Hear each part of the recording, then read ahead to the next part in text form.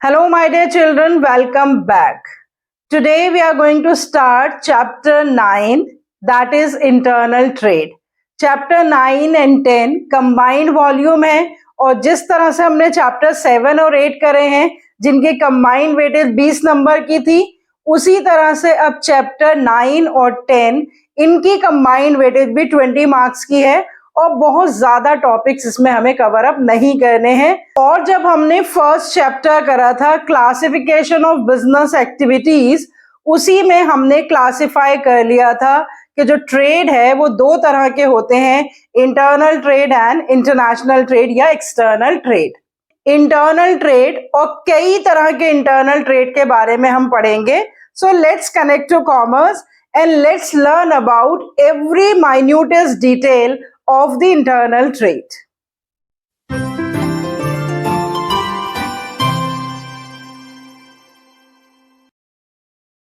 आज के introductory lecture में बच्चों मैं आपको सिर्फ बताऊंगी कि कितने टॉपिक्स हमें कवर अप करने हैं इंटरनल ट्रेड में।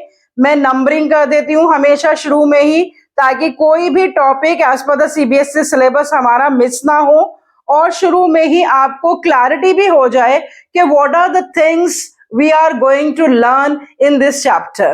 पहले बच्चों स्क्रीनशॉट ले लीजिए या कॉपी और पेन लेकर बैठिए, अपने पास सारे टॉपिक्स नोट कर लीजिए जो इस चैप्टर में हम पढ़ने वाले हैं। सबसे पहले हम पढ़ेंगे meaning and types of internal trade, और इसको भी मैंने दो टॉपिक्स लिख दिए हैं क्योंकि मीनिंग में सिंपल डेफिनेशन और फिर डिफरेंट टाइप्स में हम क्लासिफिकेशन पढ़ेंगे। उसके बाद हमें पढ़नी है services of wholesalers and services of retailers, इसलिए उसको भी मैंने दो अलग अलग टॉपिक लिख दिए हैं। तो ये सर्विसेज ही, लेकिन होलसेलर्स की सर्विसेज को नंबर 3 और रिटेलर्स की सर्विसेज को नंबर 4। उसके बाद टाइप्स ऑफ रिटेल ट्रेड हमें पढ़ने हैं, क्लासिफिकेशन हम अभी आगे देखेंगे, जिसमें से मोबाइल रिटेलर्स को हम इटिनरेंट्स कहते हैं। तो इटिनरेंट्स के बारे में जब हम पढ़ेंगे so that topic is number 5। Small scale retailing के बारे में पढ़ेंगे नंबर 6 और लार्ज स्केल रिटेलिंग के बारे में पढ़ेंगे नंबर 7। उसमें से हमें सारे डिटेल में नहीं करने हैं सिलेबस में। Chain stores, departmental stores and mail order business, यही 3 हमें करने हैं, वो भी बहुत डिटेल में नहीं करने हैं, उनके कॉन्सेप्ट एंड फीचर्स करने हैं, लेकिन अलग अलग टॉपिक है under the large scale retailing, तो उनको भी मैंने अलग अलग नंबरिंग कर दी है।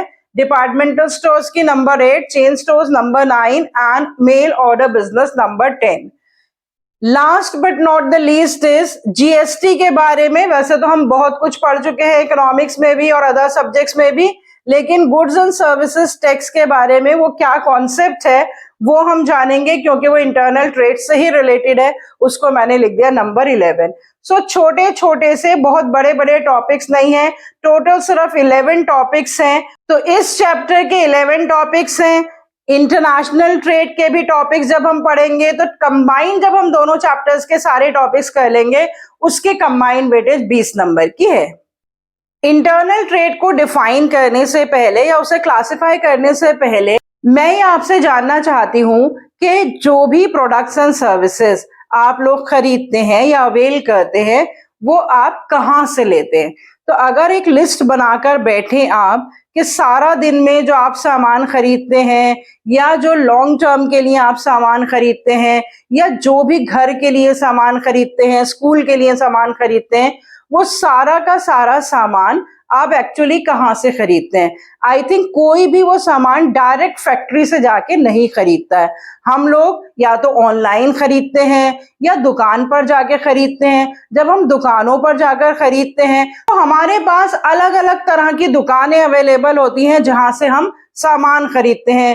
कपड़े अलग जगह से खरीदते हैं, जूते चप्पल अलग जगह से खरीदते हैं, स्कूल यूनिफॉर्म है उसकी अलग शॉप्स हैं, किताबों की अलग शॉप्स हैं, डे टू डे यूज में इस्तेमाल आने वाली जो चीजें हम खरीदते हैं वो अलग जगह से खरीदते हैं, फल और सब्जियां खरीदते हैं वो अलग जगह से खरीदते हैं। तो जहां से भी हम एक्चुअली सामान खरीद रहे हैं वो कहलाते हैं रिटेलर्स, जो कि अल्टीमेटली कंज्यूमर्स को सामान बेचते हैं for the purpose of consumption. जिनसे रिटेलर्स सामान खरीदते हैं वो भी या तो डायरेक्ट फैक्ट्री या मैन्युफैक्चरर से खरीदते हैं या फिर वो होलसेलर्स से खरीदते हैं। तो इस तरह से बच्चों वी ऑल नो कि मैन्युफैक्चरर से लेके कंज्यूमर तक सामान आते में पूरी चेन ऑफ डिस्ट्रीब्यूटर्स होती है जिनको हम कहते हैं मिडिलमैन, और वो मिडिलमैन कहलाते हैं होलसेलर्स एंड रिटेलर्स। और जब ये buying and selling with in the country होती है, with in the boundaries of the nation होती है, चाहे वो एक टाउन से दूसरे टाउन के बीच में हो, एक सिटी से दूसरे सिटी के बीच में हो, या एक स्टेट से दूसरे स्टेट के बीच में हो, लेकिन वो है with in the country he, so that type of a trade is called internal trade.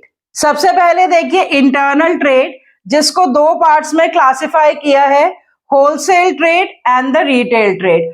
अब इंटरनल ट्रेड है क्या, उसकी डेफिनेशन मैंने सिंपल यहां पर लिखी है, buying and selling of goods and services within the boundaries of the nation are referred to as internal trade.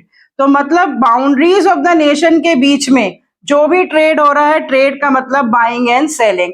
आपको बहुत अच्छे से क्लासिफिकेशन याद होनी चाहिए, अगर आपको नहीं याद है तो एक बार चैप्टर 1 का वीडियो दोबारा से देख लीजिए, जिसमें हमने क्लासिफिकेशन कर रखी है business is equal to industry plus commerce, then commerce की क्लासिफिकेशन कर रखी है commerce is equal to trade and aids to trade, then trade की क्लासिफिकेशन कर रखी है trade is equal to internal trade and the external trade, and trade means buying and selling and whatever that facilitates buying and selling is called commerce। Chapter 1 में तो हमने उसका सिर्फ classification पढ़ा था, अब इसको पूरा डिटेल में अब हम पढ़ेंगे। तो डोमेस्टिक ट्रेड या इंटरनल ट्रेड या लोकल ट्रेड किसे कहते हैं कि जब buying and selling with in the geographical boundaries of the country होती है तो उसे हम कहते हैं इंटरनल ट्रेड, और जब वो buying and selling large quantities में होती है and not for the purpose of consumption but for the purpose of resale, तो वो कहलाता है होलसेल ट्रेड। और जब वो buying and selling smaller quantities में होती है for the purpose of ultimate consumption and the sales are made to the ultimate consumers, उसको हम कहते हैं रिटेल ट्रेड।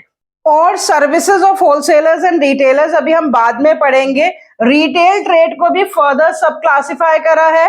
रिटेल ट्रेड में दो तरह के रिटेलर्स होते हैं, या तो जो घूम घूम कर सामान को बेचते हैं, जिनका प्लेस ऑफ सेलिंग फिक्स नहीं होता है, वो कहलाते हैं मोबाइल रिटेलर्स, या उनको हम कहते हैं इटिनरेंट्स। जो फिक्स प्लेस पर सामान को बेचते हैं वो कहलाते हैं fixed shop retailers. Mobile retailers तो ज्यादातर स्मॉल स्केल में ही डील करते हैं, जो कि अभी हम आगे पढ़ेंगे, लेकिन जो फिक्स शॉप रिटेलर्स होते हैं वो या तो स्मॉल स्केल में डील करते हैं, उनको हम कहते हैं स्मॉल स्केल रिटेलर्स, जिनकी छोटी शॉप्स होती हैं, और जो लार्ज स्केल में डील करते हैं लेकिन उनकी फिक्स शॉप्स होती हैं, उनको हम कहते हैं लार्ज स्केल रिटेलर्स। तो यहाँ पर ये जो मैंने लिखे है departmental stores, chain stores, mail order business, ये सारे लार्ज स्केल रिटेलिंग के एग्जांपल्स हैं, जिनको अभी हम डिटेल में बाद में पढ़ेंगे। और इटिनरेंट्स भी कई तरह के होते हैं। फिक्स शॉप रिटेलर्स में स्मॉल स्केल रिटेलर्स भी होते हैं, उनकी भी कई कैटेगरीज होती हैं, और लार्ज स्केल रिटेलर्स की भी जो कैटेगरीज होती हैं, that all we are going to cover up in the next lecture. तो आज के लिए सिर्फ आप अपना सिलेबस नोट कर लीजिए।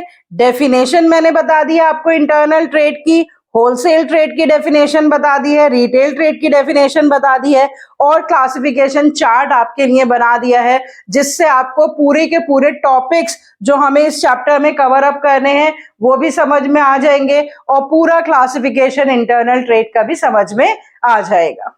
चैप्टर 7 और 8 में से जो भी क्वेश्चन सैंपल पेपर्स में दिए हुए हैं वो सारे क्वेश्चंस भी मैंने डिस्कस कर लिए हैं। उससे पहले के जो चैप्टर्स हैं, चैप्टर 1, 2, चैप्टर 3, 4, चैप्टर 5, 6, उन सबके सैंपल पेपर के क्वेश्चंस मैं ऑलरेडी आपसे डिस्कस कर चुकी हूं। तो आप एक प्लेलिस्ट भी देख लीजिए जो कि 11 क्लास सैंपल पेपर्स के नाम से है, क्योंकि वो देखने से आपको आइडिया मिलता रहेगा कि किस तरह के क्वेश्चंस कौन से चैप्टर्स से आते हैं और उन क्वेश्चंस को हमें कैसे आंसर करना होता है। तो इस चैप्टर के दो टॉपिक्स हमने सिंपल आज कवर अप कर लिए हैं। Services of wholesalers and retailers हम नेक्स्ट टाइम करेंगे। by the time you watch all the videos related to the previous chapters, so that as soon as the syllabus is over, we can revise very well all the chapters. So see you next time. Till then, goodbye. Stay healthy and connected.